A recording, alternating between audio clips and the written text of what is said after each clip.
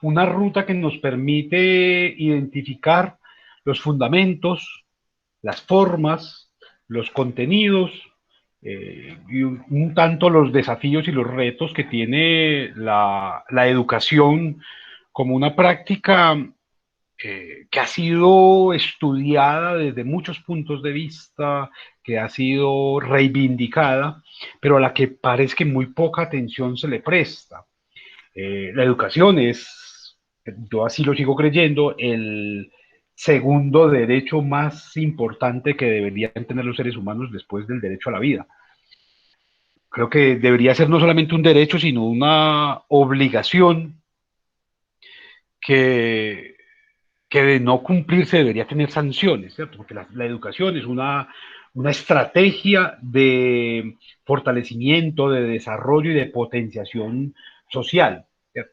Ahora, cuando uno la piensa en el ámbito específico de lo jurídico, que es lo que nos corresponde comenzar un poco a enfocar hoy, no porque vayamos a dejar la educación, no podríamos, pero pensar la educación jurídica por lo menos compromete desde el análisis que yo voy haciendo, desde las lecturas que estoy haciendo y un poco en concordancia con lo planteado en otros escenarios, en otros momentos, tiene por lo menos seis desafíos. Seis desafíos tiene por lo menos. Eh, yo quiero plantearlos como desafíos, aunque en realidad creo que son deudas que tiene la educación jurídica hoy, esa preocupación que tienen las sociedades y particularmente las sociedades latinoamericanas por multiplicar a la N la cantidad de abogados que se gradúan, eh, tiene esas seis deudas pendientes. Eh, pero antes de señalar las seis deudas, creo que tengo que dejar planteado un referente aquí y es que la educación es la única estrategia que nos podría permitir garantizar que ese sistema de gobierno, ese sistema social, esas estructuras en las cuales nos movemos con tanta, con tanta simplicidad, todo ese modelo democrático, esas formas vinculadas de alguna manera con las economías del capitalismo, funcionen, solamente pueden a partir de la educación. O sea, la educación es el instrumento por excelencia para que funcione la democracia. Sin educación no hay democracia. Eso para mí es clave. Eh, un escenario geográfico como este que algunos denominan Colombia, justamente está viviendo un momento cargado de sangre, cargado de corrupción, cargado de vicios, cargado de una cantidad de situaciones tan poco deseables, eh, justamente porque no estamos educando, ¿cierto? No estamos educando, estamos amaestrando. Y eso, o sea, tal como se convence a un perro para que alcance las chanclas o para que traiga el palito o para que se siente y dé la manito, exactamente es lo que estamos haciendo con una ciudadanía que lo que necesita y lo que demanda para poder explorar todas sus capacidades, todas sus potencialidades, es educación. Pero mientras que en las instituciones, y llamo instituciones no solamente a la familia, al trabajo, a la escuela, a la universidad, a las empresas, mientras que las instituciones persistan en esa idea de control constante, de control necesario, de absoluta medición, sin haber entendido lo que significa, sin haber reflexionado lo que significa control, sin haber reflexionado sobre sí misma, esto va a seguir siendo la dictadura de las palabras. ¿Cierto? Y aquí la dictadura es de las palabras. Una palabra que oficia como dictadura aquí es la palabra democracia, o la palabra elecciones, o la palabra participación, o la palabra representación. Bajo esas palabras se están cometiendo los peores abusos. Aquí esos esquemas que, por ejemplo, plantea la Constitución política para el caso de la del 91, como el referendo, como el plebiscito, que me parece que son instrumentos necesarios y válidos para esquemas políticos como el de la Grecia clásica de 4 años, 4 siglos antes de Cristo, donde la democracia era participativa, era personal, era diario, era el ciudadano todos los días participando políticamente. Pero en un sistema social múltiple como este, amplio, con unas poblaciones abrumadoras de ciudades de 8, de casi 9 millones de habitantes como Bogotá, de 3 millones y pico que tiene Medellín, eh, y es el estándar más o menos de habitantes que hay por ciudades aquí grandes. ¿Cómo es posible hacer un plebiscito? ¿Cómo es posible? ¿Cómo es posible hacer un referendo? Cuando usted en las preguntas que plantea, en esos instrumentos, como en el uno que hubo hace algunos años, planteaban que si usted está de acuerdo con que el valor nominal de votos fuera superior a... Y uno dice, pero ¿qué ciudadano sabe qué es valor nominal? ¿Usted está de acuerdo con que la mayoría sea absoluta, sea... ¿Cuántas mayorías existen para el ciudadano? O sea, uno que se mueve en medio de esto, uno puede categorizar 3 o 4, pero un ciudadano de a pie, él sabe que mayoría es tener 18 años, ¿cierto?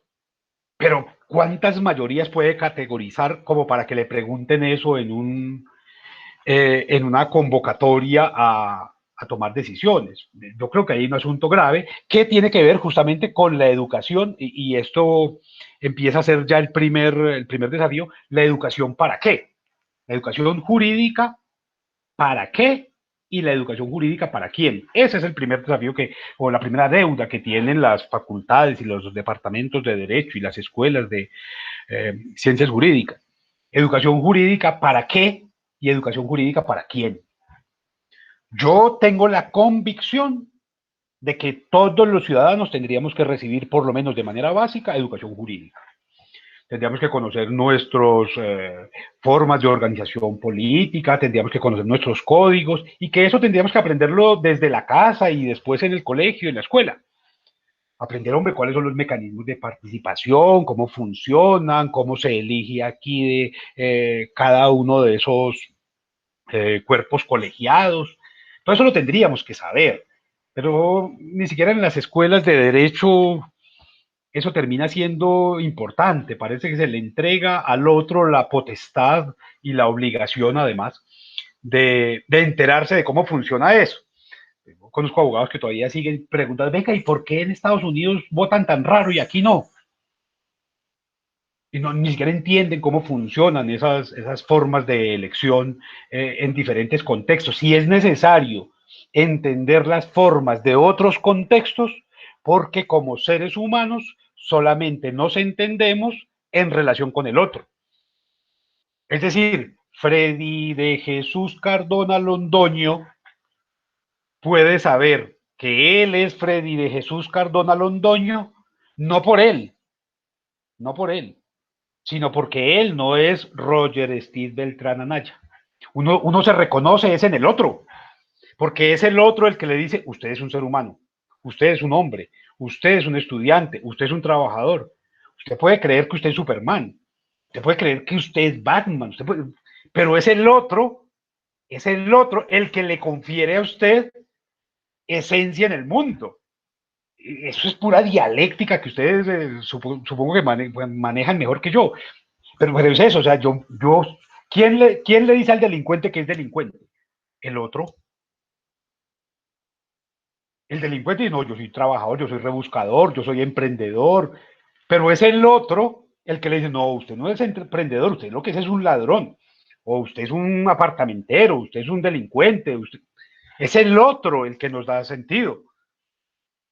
Y entonces la pregunta sí tiene sentido allí.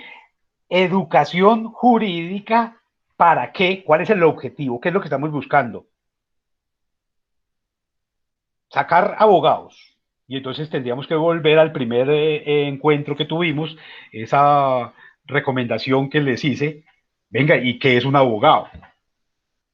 ¿Cierto? ¿Qué es un abogado? ¿Qué es lo que la sociedad está entendiendo por abogado? ¿Qué es lo que usted entiende por abogado? Porque eso es fundamental. Yo esta mañana hice un ejercicio muy bonito que fue ponerme a mirar en las redes sociales y en los clasificados, que ahora son virtuales, y me encontré una cantidad de abogados pidiendo trabajo. Y yo, oiga, soy abogado, tengo experiencia, estoy buscando trabajo, retuiteen a ver dónde me contratan. Y yo digo, ¿para qué estamos formando abogados? ¿Cuál es el sentido? Eso me parece que es importante esa pregunta. Yo no tengo una respuesta hoy, yo no la tengo y no creo que la vaya a tener en muchos años. Pero la pregunta sí hay que hacérnosla y sobre todo ustedes que se están formando en este momento en derecho. ¿Para qué estamos formando abogados? ¿Para qué? Lo estamos formando para que alimenten un sistema, para que realicen un proyecto de vida, para que sustenten algún proyecto. ¿Para qué estamos formando? ¿Y para quién los estamos formando? Un asunto hermosísimo que tiene el derecho es que desde sus orígenes fue pensado como una estrategia de poder, ¿cierto? Para organizar sociedades, para organizar la sociedad.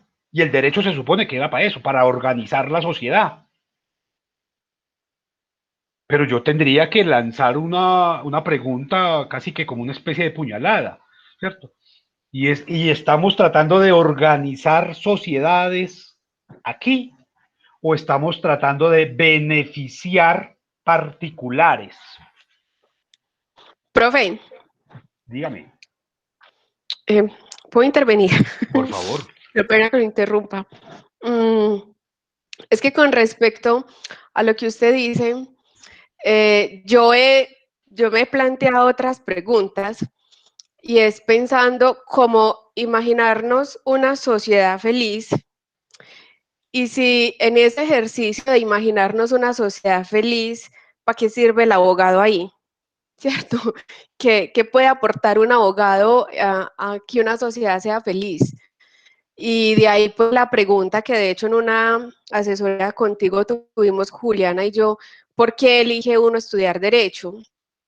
Y he llegado a unas conclusiones muy parecidas a las que tú dices, que ahorita el derecho es más bien cómo el abogado busca las fisuras que tienen las normas para beneficiarse a sí mismo o para beneficiar a un particular, para beneficiar a un delincuente, pero no para eso que en principio se pensó como la esencia del derecho. Si uno habla con cualquier persona y le pregunta cuál es la esencia, por ejemplo, cuál es la esencia de un ingeniero, cuál es la de la ingeniería, cuál es la esencia de la medicina, casi que la tienen clara porque he venido haciendo ese ejercicio. Bueno, la esencia de la medicina es como mantener a las personas aliviadas. Obviamente hay especialidades y todo, pero si uno le pregunta a alguien, ¿tú sabes cuál es la esencia del derecho? Y yo le he preguntado a la gente de mi barrio, a todos eso me han dicho cualquier cantidad de cosas, robar, tumbar al otro, o sea, es lamentable las respuestas que he recibido. Y entonces yo creo pues que en este ejercicio y esta materia que nos da la posibilidad de análisis y de la reflexión, y nosotros que ya estamos como en el último año, vale la pena como preguntarnos eso, ¿por qué estamos estudiando derecho? ¿Cuál va a ser nuestro aporte a la sociedad como abogados? Si vamos a seguir en esa misma dinámica, que es la idea que tienen muchos del abogado, de aprovechar las fisuras para beneficiarnos a nosotros mismos o a otro, o qué, o si le vamos a dar un giro a eso, porque sí me ha parecido como lamentable como ven la profesión de derecho. Y eso también me ha llevado a preguntarme, bueno, antes de que existieran los abogados, ¿cómo se organizaban las sociedades? O sea, ¿es necesario un abogado en la sociedad? Y bueno, quería solamente decir eso. Está muy bien. Creo que hay dos asuntos de los que me voy a pegar de lo que acabas de plantear. el asunto del abogado ha sido una constante. De alguna manera, todas las sociedades han tenido una figura equivalente. Si usted mira la cultura guayú, tienen los palabreros, ¿cierto? Pero también están los mamos en otras culturas, para hablar de los mesoamericanos. Pero si usted va a la historia antigua, también allí encuentra una figura que si no tiene la función que hoy le otorgamos al abogado, cumple algo semejante. Pero es más grave todavía que uno en último derecho todavía tenga un vacío histórico como ese. ¿Cómo eran las sociedades antes del derecho? Se supone que eso tendríamos que haberlo resuelto en la historia de las ideas políticas o un poco en sociología jurídica también. Pero bueno, más allá de eso, esas preguntas que te estás haciendo, digamos que yo las sintetizo eh, en una. Y esta casi que la personalizo para cada uno de ustedes. Si quieren, me la contestas, y si no, pues intente contestársela en el baño, cuando se está tomando un café por ahí un domingo por la tarde aburrido. A ustedes en este momento de su formación profesional, ustedes sienten, tienen la experiencia de que son, a partir de la educación que han recibido, de la formación que han recibido, ustedes sienten que son capaces de pensar como abogados. Es decir, hay una forma específica de pensamiento jurídico, porque hay una forma de pensamiento médico. El médico piensa como médico, y el ingeniero piensa como ingeniero, y el arquitecto piensa como ingeniero, y a dónde va, él está pensando como arquitecto. ¿Cierto? Y el bacteriólogo está pensando como bacteriólogo todo el tiempo, y el que es micólogo, donde va, está buscando hongos y está mirando y analizando cosas y el que es geógrafo todo el tiempo está mirando la montaña, el río, la curvita aquella, el meandro, la tundra, la taiga. ¿Cierto? Y el que es historiador se la pasa mirando ladrillos y mirando edificios y mirando libros y hablando con la gente y está pensando como historiador. Y el que es biólogo, uno no lo puede invitar a la casa porque se la pasa mirando maticas y este gusanito y este mariposita y está toda hora pensando como biólogo. Es más, vive como biólogo, ¿cierto? O vive o como arqueólogo, o como antropólogo. Ustedes en este momento pueden sentirse que piensan como abogados, que hay un pensamiento jurídico ya enraizado en ustedes que están en el último año. Y creo que esa pregunta es clave, porque tiene que ver con ese primer desafío que le planteo yo a la educación jurídica hoy. La necesidad de establecer un pensamiento jurídico coherente con este tiempo. Porque claro, uno podría hablar del derecho desde Hegel o desde cualquiera de los grandes, a ustedes les encantan más los abogados, pero digamos los filósofos que han pensado el derecho, pero no, venga, ustedes han pensado ese Ferrajoli, ese pensaba como abogado, él la pensaba como abogado y todo el mundo lo veía en clave de derecho. Y esos europeos son una maravilla para pensar el derecho. Aquí en Colombia hubo uno que aparece por ahí en los billetes de 1000, Jorge Eliezer Gaitán, premiado en Italia por el mismo Duce eh, como el mejor estudiante de Derecho de Italia, premiado. La medalla, el orgullo más grande del mundo, que el Jorge Eliezer Gaitán haya sido premiado por el Mussolini como el mejor estudiante de Derecho. Eso no es cualquier cosa. Y ese señor pensaba como abogado. Cuando ustedes leen las defensas que hacían, por ejemplo, de las bananeras, que hizo de las bananeras, o el proceso que después emprendió en el intento de defender a algunos campesinos en contra de los militares que cometieron la masacre, entiende que él estaba pensando como abogado, o sea, había un pensamiento jurídico claro en él. Ustedes ven, por ejemplo, los discursos de un señor como Carlos Gaviria, y ahí hay un pensamiento jurídico claro, ese señor vivía, comía, dormía, respiraba derecho. Eso era pensamiento jurídico por todos lados. Y como él, como ellos hay muchos. Pero, y en estos momentos ustedes que ya están a punto de salir a competir en el mercado laboral, podrían identificar que hay un pensamiento jurídico, una forma de pensamiento jurídico que a ustedes, sus maestros, sus docentes, sus tutores, sus orientadores, les hayan inculcado. Mira, esta es la lógica del pensamiento jurídico. Estos son los esquemas de pensamiento jurídico, esos son los lineamientos a través de los cuales se lee la sociedad en clave de derecho. Creo que ahí está uno de los grandes desafíos. Porque yo me muevo mucho con estudiantes de derecho en distintas universidades y en distintas facultades y encuentro un vacío tremendo al momento de conversar con ellos, porque yo puedo hablar con ellos como ciudadanos, como deportistas, como hijos, como hermanos, como jóvenes inclusive, como mujeres, pero que lean la sociedad en clave de derecho. Eso me parece que ahí hay un desafío tremendo. Bueno, yo no sé, la pregunta la dejo para que ustedes intenten hacer una autoevaluación en cualquier momento.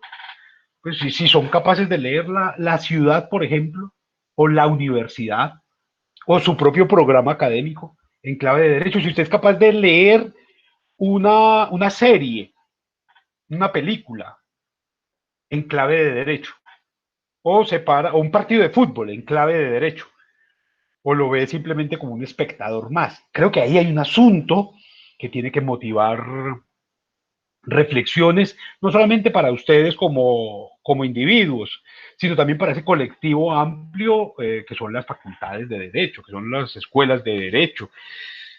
¿Cuál es ese pensamiento jurídico desde el cual estamos pretendiendo formar abogados? Porque a partir de esa pregunta podemos resolver esa, ¿y derecho para qué? ¿Y derecho para quién?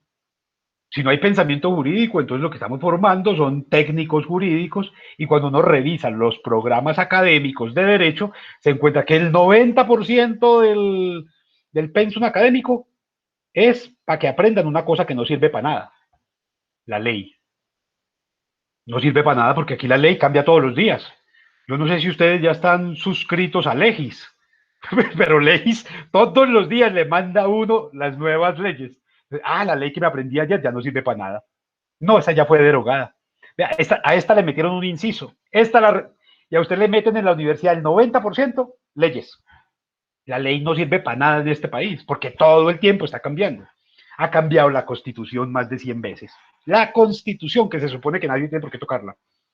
La Constitución tendría que ser inviolable, intocable. Y ha cambiado más de 100 veces ya.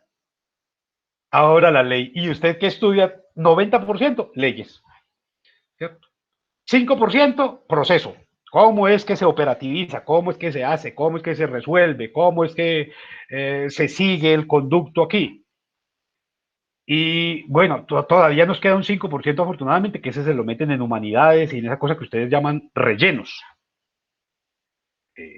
A mí me parecen geniales los rellenos, yo no sé a ustedes. Eh, Creo de hecho que esta asignatura, por ejemplo, es un relleno en este programa de derecho. Ahora, ojo, quizás alguno de ustedes alguna vez ha comido empanadas. ¿Alguna vez ha comido una empanada?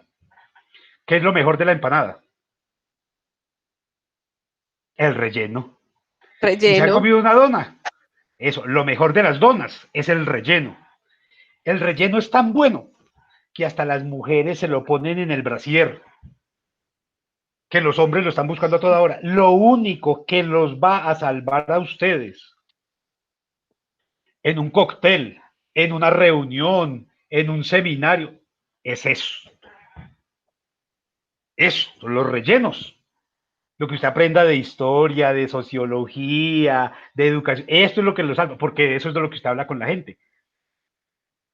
Si usted pone a hablar de leyes, los aburre y se van. No, usted habla de qué? De historia, de sociología, de reflexiones, de filosofía, de contexto. De eso, eso es lo que nos rellena y nos da forma, nos da cimiento, nos permite mantener una estructura humana.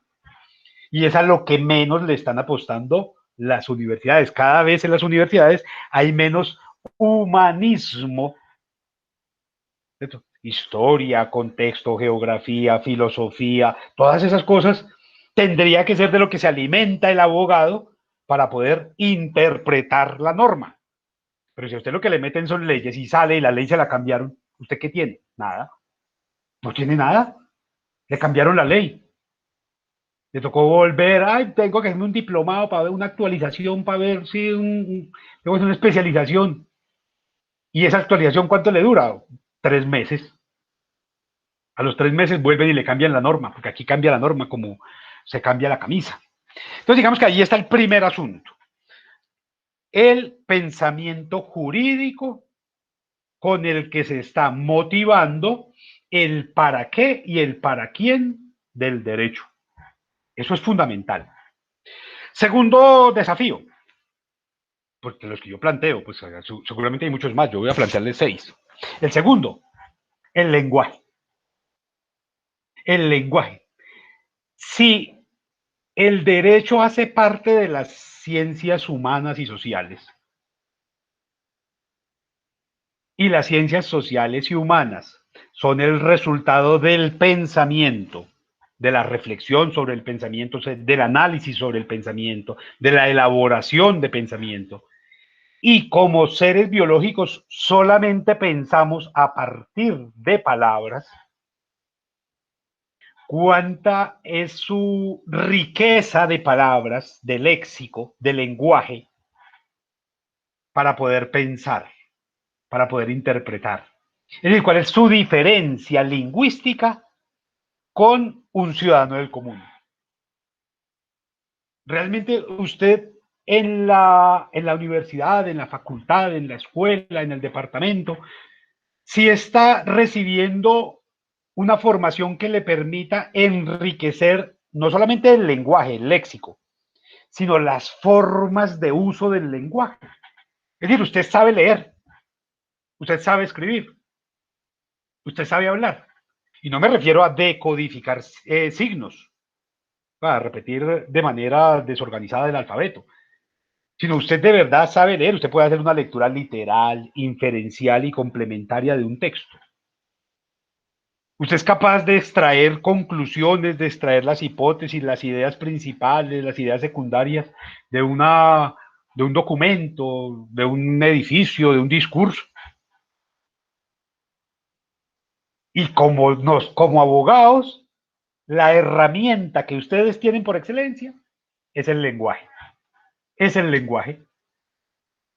Esa punta del lenguaje que usted se enfrenta al otro para desvirtuar, para analizar el discurso del otro, para a través de ese análisis del discurso del otro construir sus propias estrategias discursivas. Usted ha recibido formación en lenguaje, en manejo del discurso, en análisis del discurso. O sea, cuando usted se enfrenta a leer, por ejemplo, una sentencia, desde dónde se ubica. Usted es capaz de lograr extraer de esa sentencia lo que es implícito, porque lo explícito ahí está. Ah, el código tal dice que en su inciso no sé qué, en su artículo tal, y amparado en, sí, pero bueno, y usted es capaz de leer lo otro, lo que no le están diciendo, sino que se infiere de ese documento. Y el lenguaje es el segundo desafío. Si a usted no lo están formando en manejo del lenguaje, en dominio de las estrategias lingüísticas, usted es capaz de recoger ahorita todo eso que le enseñaron en el colegio y definir qué es una metáfora, qué es una gitanjáfora, qué son los símiles, para poder entender cómo argumentarle a otro, cómo enfrentarse a otro discursivamente con inteligencia. Porque si usted no tiene eso, como abogado no tiene nada. Pues si usted va a trabajar con el lenguaje, yo no sé si haya abogados sordomudos. Yo no sé si haya, yo no conozco ninguno. De más que por ahí hay alguno.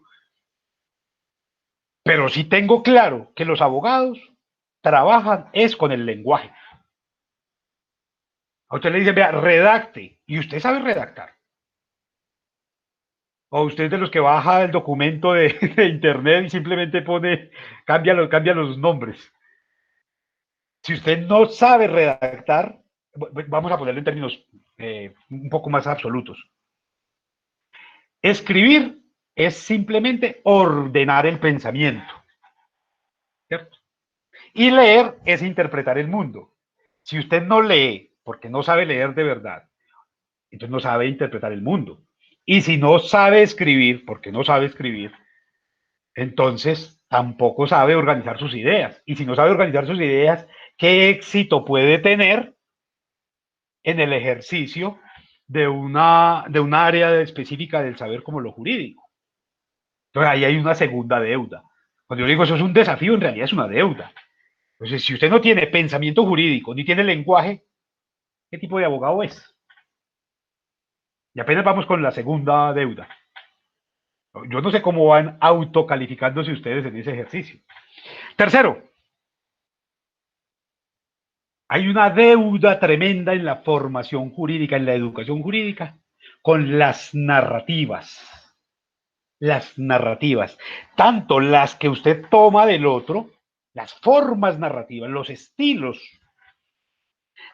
que esas son, esas narrativas, esa literatura, esa forma de leer, de entender cómo se estructura un discurso, qué va primero, qué va después, en qué momento pongo adjetivo, en qué momento va un adverbio, cuándo no van.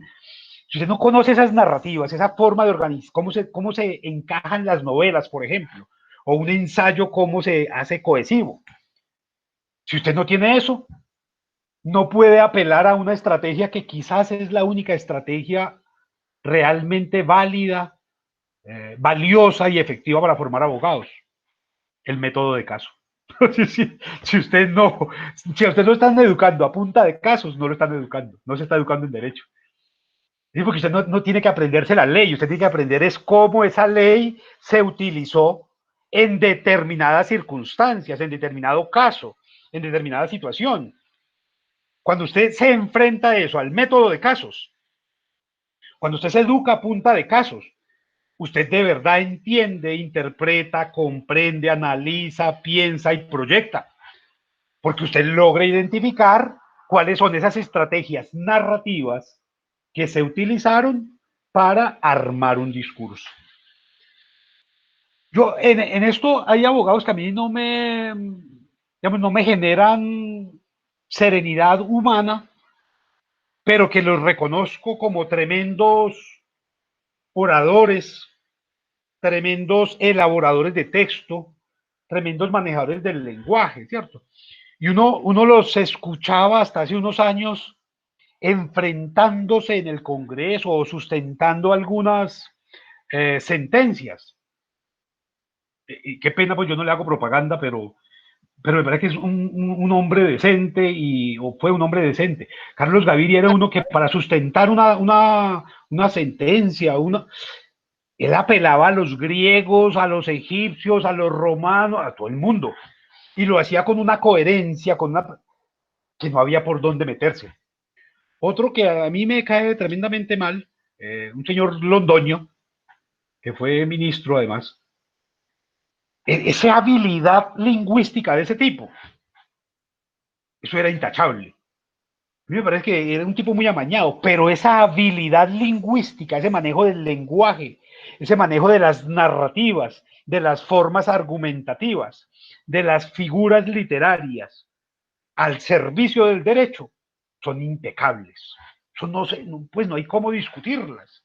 Eso es una cosa maravillosa y escucharlos además cuando se enfrentaban, eso era mejor que cualquier serie, que cualquier bolero, una cosa hermosísima, porque ahí había una narrativa, se habían formado a través del método de casos.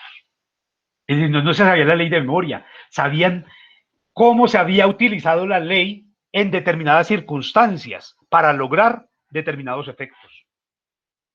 Y creo que esa es la tarea realmente. Ahí, en ese punto, es donde se pone en evidencia el primero que les planteaba, el pensamiento jurídico. En ellos había, o hay todavía en algunos están vivos, el pensamiento jurídico, una estructura mental que les permite entenderse con el mundo en clave de derecho. Entonces, ahí tendríamos un tercer asunto que me parece que es fundamental. Uno cuarto, que ese sí le tienen pereza, la lógica. Si usted no se entiende como abogado en clave de lógica, y ya no solamente en lógica cartesiana, no. Hoy el mundo tiene otras lógicas, pero si usted no entiende la lógica, ¿cómo puede ser abogado? Si usted lo que sabe es lo mismo que un tinterillo que se la pasa con una máquina de escribir en el parque de las gordas. La lógica es lo que le permite a usted de verdad armar documentos, armar alegatos, armar la defensa, armar todas sus estrategias. Son un asunto de lógica. A manera de anécdota, para los alemanes, en Alemania, para graduarse de abogados les hacen dos exámenes. Uno de esos exámenes es de lógica. Y el examen es aparentemente sencillo, es tome este contrato y vacíelo a código de lógica. Ya. Conviértalo a lenguaje lógico. A ver. Si usted sabe hacer eso, ya puede ser abogado.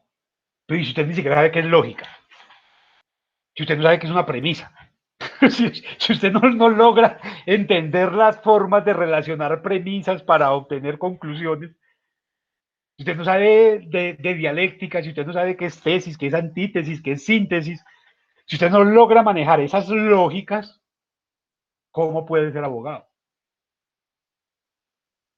Si usted toda una estrategia, por ejemplo, de defensa, o toda una elaboración para presentar su caso, para pensarlo al menos, para enfrentarse a ese caso, tiene que ser a partir de la lógica. Porque si usted no lo hace desde la lógica, sino desde las emociones, usted no puede. Ay, es que pobrecito, es que mira, es que si usted no lo pone en términos de A, B, C, D, si usted no P menos P, si usted no lo logra poner en términos de lógica, usted termina dejándose llevar por la emoción, por la pasión, por el miedo, por lo que sea.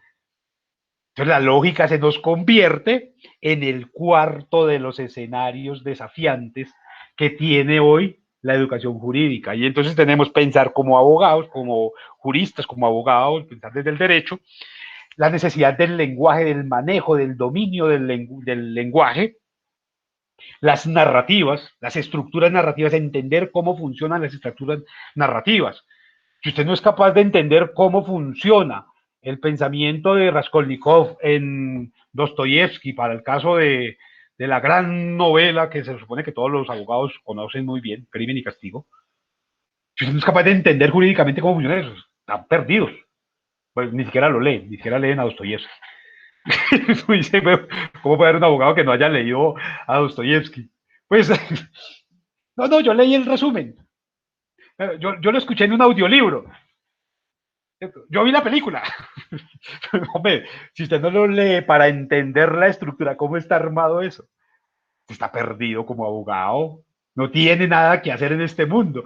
Si usted no es capaz de entender cómo se arma una novela, uno llega a un punto como lector en el que ya no lee la historia por la historia, que es maravillosa además, sino que lee la historia para entender cómo fue que la armó el autor. Y eso termina siendo más apasionante que la propia historia. Pero es entender esas narrativas. Pero para eso tendríamos que hacer una cosa terrible: leer. Leer. Si usted al finalizar su programa de derecho no se ha leído, ¿qué vas a ver? 10 libros por semestre, no hizo nada. Ustedes son los doctores de la fotocopia. No, yo leí un capitulito, yo leí 3 páginas. Yo leí el resumen.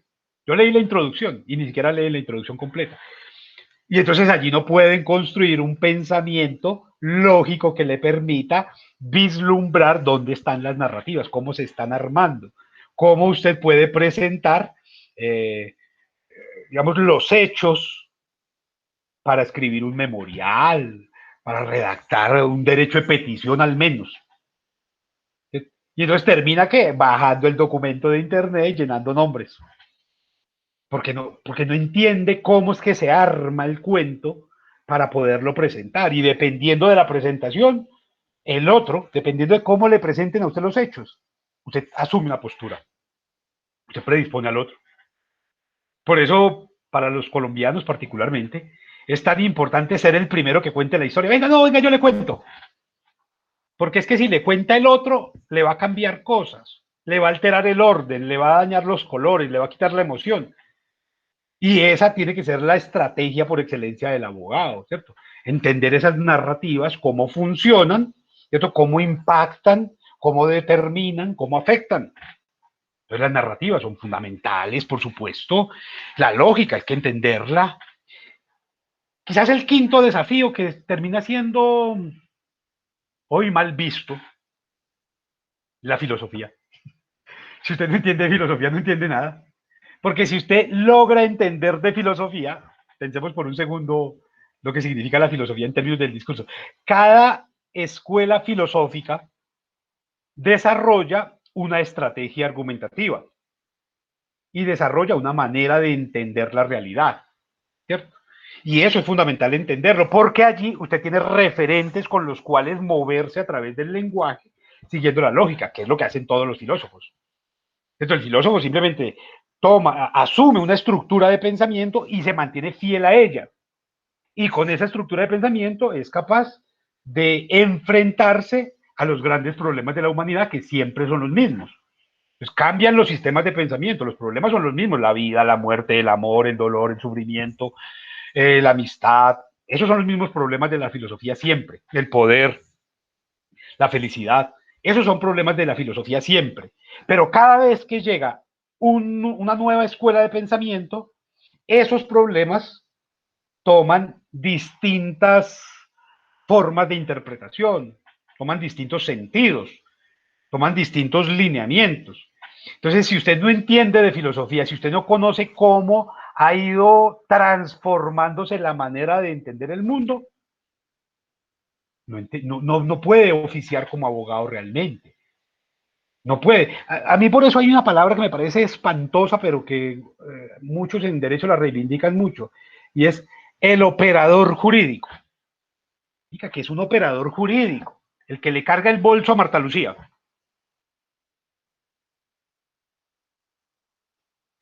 O sea, usted se clava 15 años de carrera militar haciendo ejercicios, haciendo una cantidad de técnicas, de estrategias, de disciplina, para ir a cargarle el bolso a una señora. Usted no es capaz de decirle al otro: oiga, no, mi función aquí no es cargar bolsos. Cuando usted no es consciente de las formas de evolución de eso que usted está haciendo, usted termina cargándole el bolso, cogiéndole la sombrilla al otro, porque usted no valora lo que hace.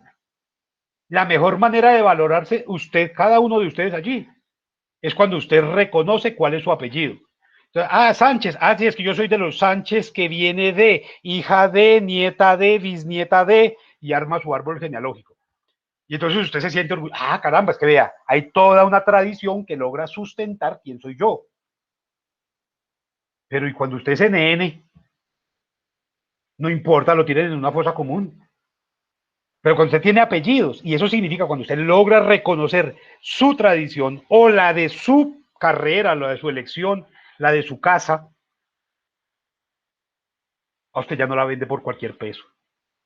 Cuando usted valora su carro, su moto, su bicicleta, cuando usted logra contar la historia y las anécdotas que le han pasado allí, usted ya no la vende, ya no la regala. Usted la cuida, la pule. Ese es el problema del narco. Como el narco no tiene historia, todo lo bota, lo desperdicia.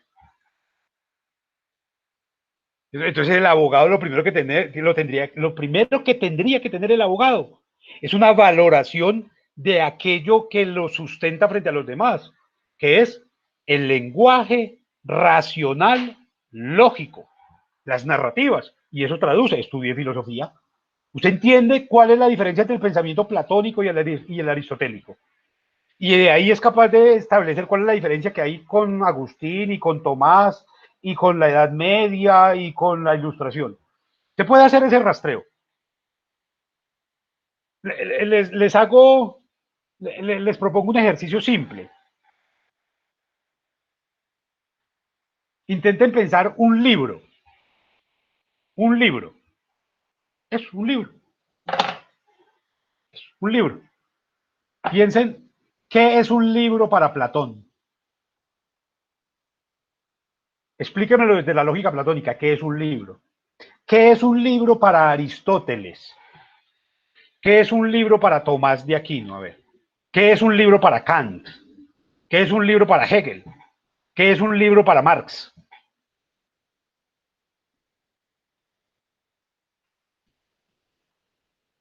que es un libro para un abogado hoy, en pleno siglo XXI.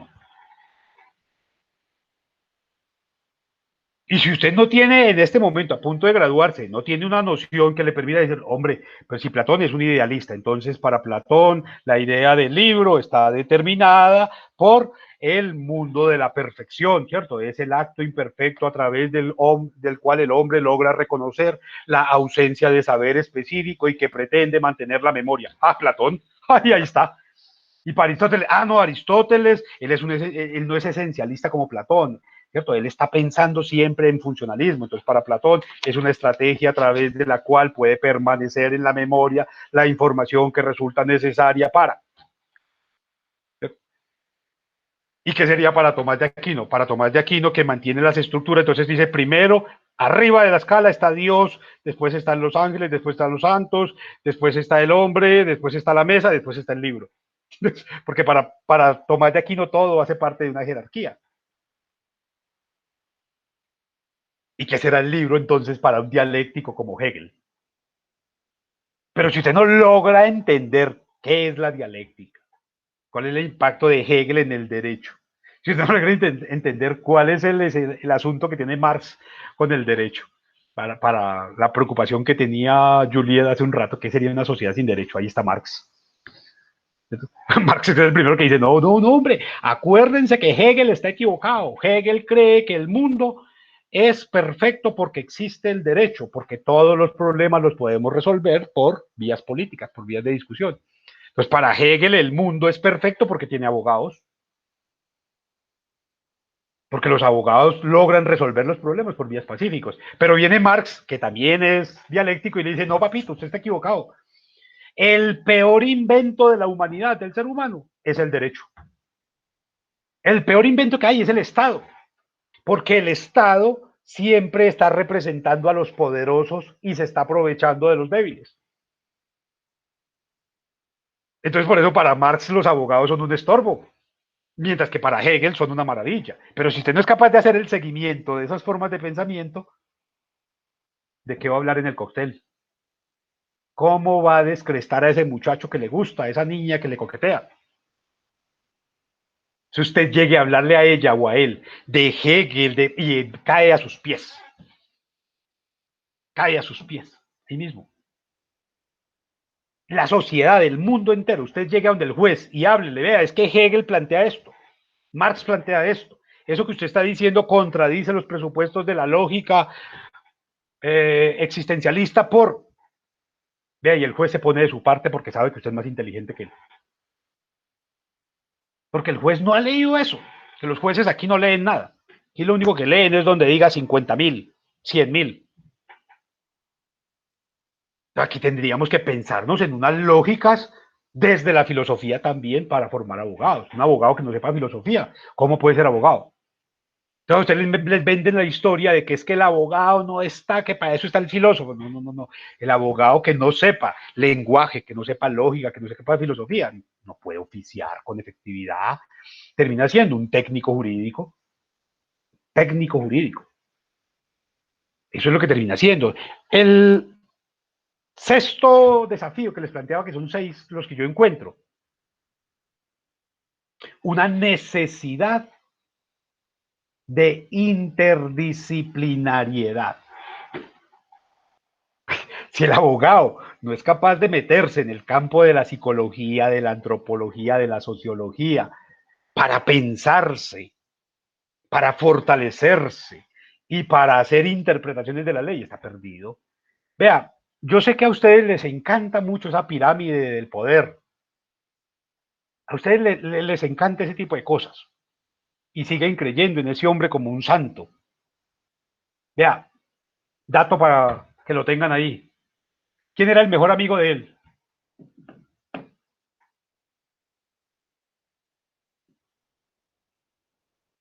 ¿Quién era el mentor, el mejor amigo de él?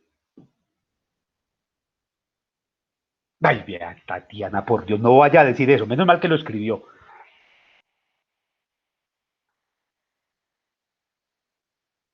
El mejor amigo de él siempre fue, hasta el último día de su existencia, Sigmund Freud.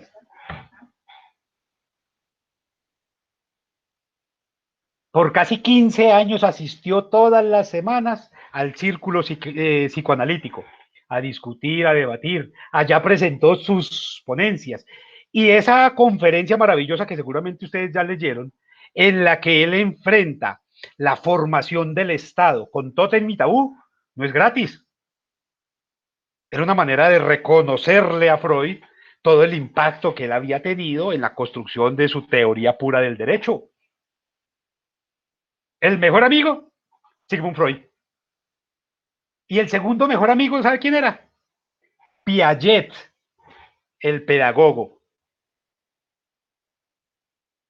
O sea, él no se inventó todo ese poco de vainas. Hoy está equivocado en muchas cosas porque han cambiado las circunstancias. Pero él sí que les está enseñando a ustedes lo que es la interdisciplinariedad. ¿Y quién de ustedes ha ido a coger clases a otra facultad? ¿Tiene amiguitos en otra facultad para conversar o para tomar tinto? Ah, entre abogados nos entendemos. Entre bomberos no nos pisamos la manguera. Y hay un problema serio, entonces, si usted no está pensando de manera interdisciplinaria, no está pensando como abogado. A mí me sorprende cómo en un país como este, tan leguleyo, un área específica como la psicología jurídica no es explorada. Yo, bueno, pero ¿cómo que no es explorada la psicología? No, eso es muy raro encontrar a alguien que sepa de psicología jurídica. Antropología jurídica, ¿verdad? No, se meten a estudiar antropología forense para poder parecerse al de CSI. Pero el abogado tiene necesariamente que vincularse con procesos interdisciplinares. Tiene que ser capaz de moverse entre distintas disciplinas. ¿Cierto? No tiene que ser un especialista, pero tiene que moverse con comodidad. Porque si no, ¿cómo va a pensar la norma? ¿Cómo va a interpretar el código? ¿Cómo va a construir el alegato? ¿Cómo va a elaborar el documento? ¿Desde dónde se va a amparar, por ejemplo, para el derecho de petición? Para la tutela que tiene que redactar. ¿Qué? ¿Solo leyes? ¿Solo artículos? No. Ahí es donde usted necesita tener toda la interdisciplinariedad del mundo para poder saber a quién le están causando perjuicios psicológicos y a quién le están haciendo daños al patrimonio cultural inmaterial. Y tiene que saber de eso y si no, ha perdido, ¿no entiende? Un abogado que hoy no sepa de economía, que no entienda cómo funcionan las bolsas de valor, que no entienda un poco cuáles son los criterios a través de los cuales se define el precio del dólar, cómo funciona este asunto del euro, cómo funciona eso del petróleo y del Dow Jones y de todos esos indicadores económicos. ¿Cómo puede ser abogado? Yo no sé a ustedes cuánto tiempo les falta para graduarse, pero vea que la tarea está grande si quieren sentirse orgullosos y sacar pecho el día de alquilar vestido el día del grado.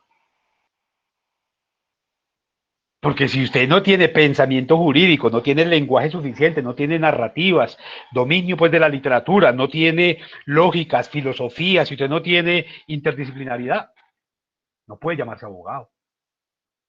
No puede llamarse. Usted se puede graduar, sí, porque le habrá hecho trampa al sistema. Pero un abogado tiene que tener una universalidad de pensamiento que le permita, entre otras cosas, ser capaz de aceptar las diferencias. Y eso es pensamiento jurídico. Ser capaz de entender, por ejemplo, que Colombia es pluriétnica y multicultural, pero entender qué significa eso. Ser capaz de entender los absurdos de la democracia. Ustedes se imaginan donde la democracia de verdad funcionara, donde se tomara la decisión por mayorías. Es como la mayoría de habitantes de este pedazo de tierra que llaman Colombia son arribistas, entonces ellos votan porque los indígenas, que son minoría, no tienen derecho a la tierra y por lo menos hay que acabarlos. Menos mal que hay sistemas de control que nos permiten entender que la democracia no funciona por un tema de mayorías, que es lo que la gente cree normalmente. Ay, que la democracia es el gobierno de las mayorías. Donde fuera así, estábamos fregados.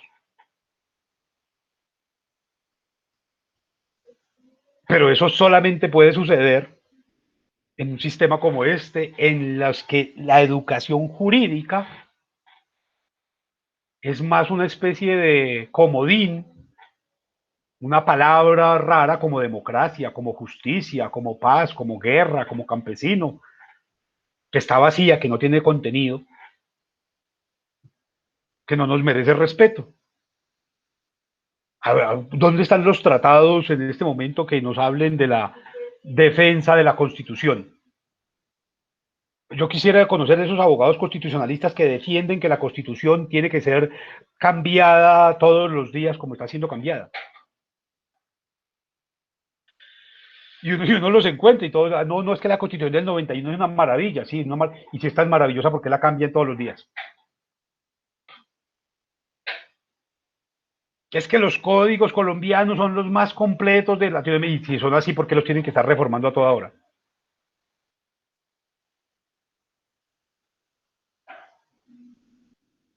Y ahí están los desafíos para el abogado. Los desafíos para ustedes. Ustedes son, se los he venido diciendo desde hace mucho tiempo, ustedes son los primeros abogados que se van a graduar a punta de Internet. Es decir, los únicos que han podido pisar ese terreno de la posmodernidad, que pueden entender la realidad tal cual es hoy, porque a sus profesores les tocó un mundo hecho de repeticiones de papel. Ninguno de sus profesores jamás tuvo que vivir la virtualidad, nunca. Ningún profesor suyo se dedicó a punta de virtualidad, ustedes sí. Ninguno de sus profesores tuvo que vivir nunca un periodo de aislamiento de 4 meses, ustedes sí. Ninguno de sus profesores ha tenido que conseguir novia por internet, todo por internet, compras por internet, porque no podía salir a la calle. Ustedes sí. Es decir, ustedes tienen una visión de la sociedad nueva que les permite transformar el derecho mismo. Porque ustedes ya pueden pensar la norma desde la virtualidad. Nadie podía pensar eso antes de ustedes.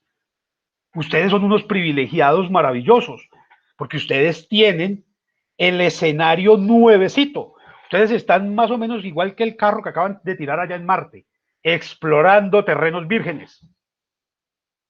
¿Cómo va a funcionar el derecho a partir de este año a punta de virtualidades? Y eso es un desafío que ustedes tienen. Las herramientas las tienen que construir ustedes. Cuando empezamos esta disertación hoy, les decía, vea, a mí me sorprendió que yo entré a las redes, a la internet hoy, y no encontraba información con la cual eh, un curioso pueda alimentarse para hablar de estas cosas. Ahí tienen los terrenos ustedes limpiecitos para que empiecen a escribir. Imagínense a Julieta hablando de los problemas medioambientales desde la virtualidad. Qué maravilla. Este asunto de la virtualidad, cómo nos transformó, cómo nos cambió en eso, de manera radical. Por primera vez en 30 años pudimos entender una cosa simple en términos de virtualidad en relación con el medio ambiente. Y es que el gran problema son los seres humanos. Nunca se había pensado eso. Siempre se pensaba que era el petróleo, que era el plástico, que eran los combustibles fósiles, que eran las máquinas. Esta pandemia nos enseñó, no, el gran problema son los seres humanos. Y entonces allí tienes ya todo un escenario para explorar que nadie ha tocado. Nadie ha tocado eso. Pero tiene que Profe, ver con las formas de consumo, con las formas de economía, con las formas de recreación, con todo lo que usted quiera. Vea, pudimos entender, ya te doy la palabra, pudimos entender una cosa que a mí me parece maravillosa y es quizás lo que yo más aplaudo y desearía que viniera otra vez el coronavirus para que eso no regrese. Pudimos entender que las sociedades occidentales capitalistas pueden vivir sin fútbol. Nadie se murió por eso, nadie se suicidó. Y todo el mundo decía que el fútbol era su vida, que el fútbol era su pasión, que el fútbol era... Cerraron los estadios, prohibieron ir a... y nadie se murió. Pudimos encontrar otras formas de relacionarnos distintas de eso. Y esos muchachos que iban a las barras bravas, yo no sé qué están haciendo, pero no van al estadio. Y yo sé que no se han suicidado, que están por ahí en el barrio haciendo otras cosas. Algunos se dedicaron a otro deporte, otros están dedicados al arte, otros a la lectura, otros al cine. Nos quitamos una venda de los ojos con eso. Entonces, eso también son cosas que hay que entender. Bien, tiene la palabra. No, profe, solo que quería decir cuando mencionaste lo del medio ambiente, que nunca se había mencionado que el problema era los seres humanos. Sí, sí se había hablado, incluso por allá como en 1984, hay una obra que se llama Ambiente y Sociedad y es por unos científicos rusos y plantean que el problema somos nosotros los seres humanos. Solamente era eso. Ah, no, mentiras, también iba a decir otra cosita.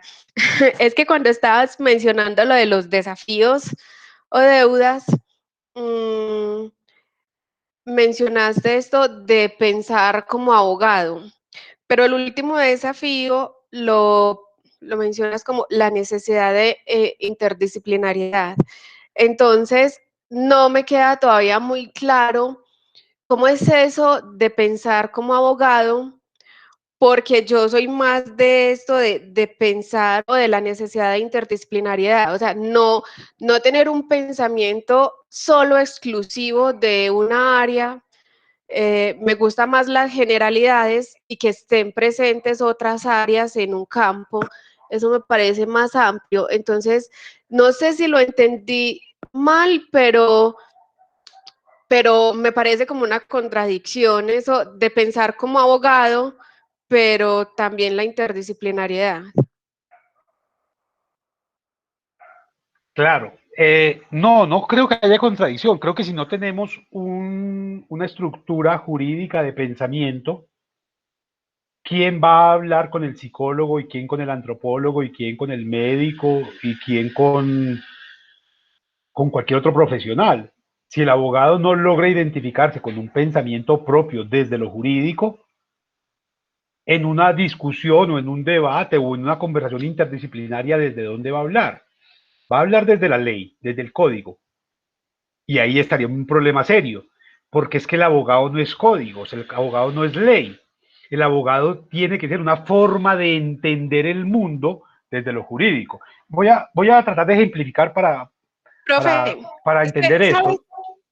Y es que, dame un segundo y verás, es posible que cuando se vayan a discutir problemas de educación, normalmente se llaman a los profesores. Y cuando se van a discutir problemas de salud, se llaman a los médicos. Y cuando se van a discutir problemas de vías, se llama a los ingenieros. Cuando se va a discutir el problema de la justicia, se llama a cualquiera. Cualquiera. Y entonces no es sino que usted mire el Congreso cómo está compuesto. El comentarista deportivo, la levantadora de pesas, el cantante de vallenatos, el exactor, todos ellos hablando desde su ignorancia de lo que representa la ley, porque no tenemos un pensamiento jurídico que nos oriente. Pero cuando el abogado tiene clara su, su estructura mental jurídica, puede alimentarse maravillosamente de lo que diga el psicólogo, de lo que dice el antropólogo, de lo que dice el profesor, de lo que dice el panadero, de lo que dice el albañil, porque él entiende el mundo de una manera como el albañil lo entiende de otra, y allí sí nos podemos enriquecer. Pero si el abogado lo único que tiene para decir es, el artículo 32 dice, el artículo 30 dice que el libre derecho de asociación y para echar cantares, no está haciendo nada porque eso lo puede hacer cualquier tinterillo. Y allí es donde tener un pensamiento jurídico claro que nos permita entender el derecho para qué y para quién, se enriquece tremendamente de la interdisciplinariedad. Pero cuando empezamos a pensar que el abogado es el ser supremo, que después del derecho no hay nada, que todas las ciencias le tienen que pagar arriendo al derecho, no hay interdisciplinariedad que valga. Ahí no hay interdisciplinariedad. El abogado tiene que tener claro cuál es su estructura de pensamiento para poder participar, enriquecerse y fortalecerse de la interdisciplinariedad. Y eso aplica no solamente para el abogado, por supuesto, aplica para el médico, aplica para el albañil, aplica para todo el mundo. Por eso no hay contradicción, ahí es enriquecimiento de las dos posturas, Juliet. Bien, tienen la palabra. Ah, no, profe, ahora sí lo entendí más claro. Lo que pasa es que cuando lo planteaste como los desafíos, como uno separado del otro, yo no lo entendí así, como tener un pensamiento exclusivamente jurídico, no, porque si uno va y lee una sentencia, por ejemplo, de Carlos Gaviria o los planteamientos que él hizo, por ejemplo, con el consumo de droga, la eutanasia, Mm. eh, pues esos planteamientos de él no son exclusivamente jurídicos, son como jurídicos, filosóficos, sociológicos, poéticos. Entonces, eso era lo que yo quería decir, no es un pensamiento exclusivamente jurídico, pero ya tú lo mencionaste, lo enriquece uno con esas otras disciplinas. Por Era supuesto, solamente. cuando Gaviria hablaba, hablaba desde el derecho, pero enriquecido por todos esos otros escenarios. O sea, él entendía que el abogado no está entre abogados, sino que el abogado está entre seres humanos. Y los seres humanos tienen distintos intereses, distintos miedos, distintas expectativas, distintas posibilidades.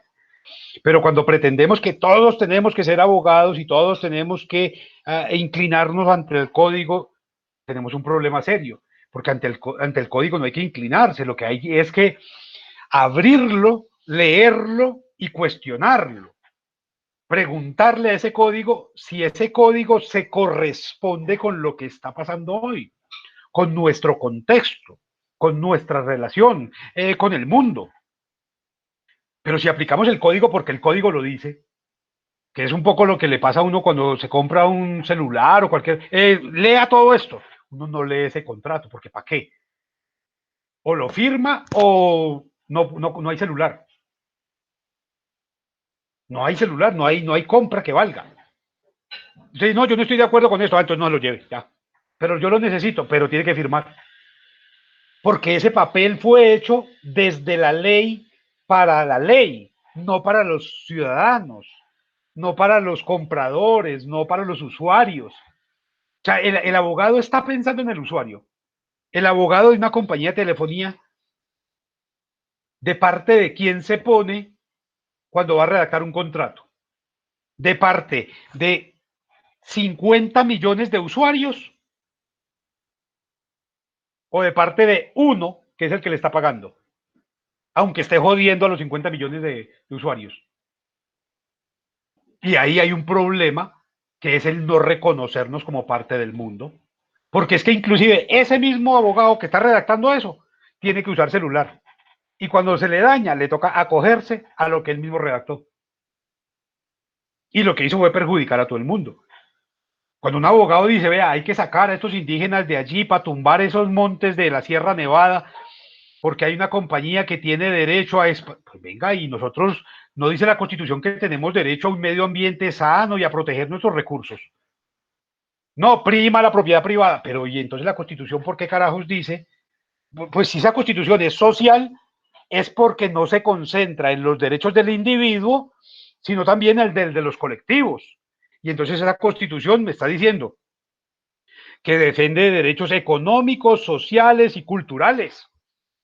Entonces que también la Constitución tiene que defender el río, el árbol, tiene que defender la montaña, pero el abogado, como no leyó la Constitución, no, tenemos que defender los derechos del señor empresario, que venga y tumbe, que venga y queme, que venga y tire glifosato por todos lados.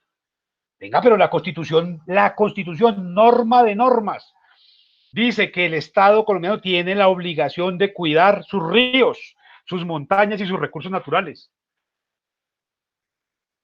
¿Dónde estudiaron derecho los que están permitiendo eso? ¿Alguna vez ellos se han pensado desde el pensamiento jurídico, se han puesto en ese lugar, desde el lugar del lenguaje, de las narrativas, de la lógica, de estos asuntos que he venido pensando hoy? No, ellos están como los profesores de universidad, trabajando con hambre, trabajando por el sueldo, y hacen lo que les toca, lo que les manden, porque es por plata. Vea, le doy esta plata y entonces firme ahí, y él firma. Le doy esta plata y usted tira al piso, y él se tira al piso. Le doy esta plata y usted haga, y él vaya así. Porque no se ha pensado como un profesional que es un ser humano que vive en medio de la sociedad.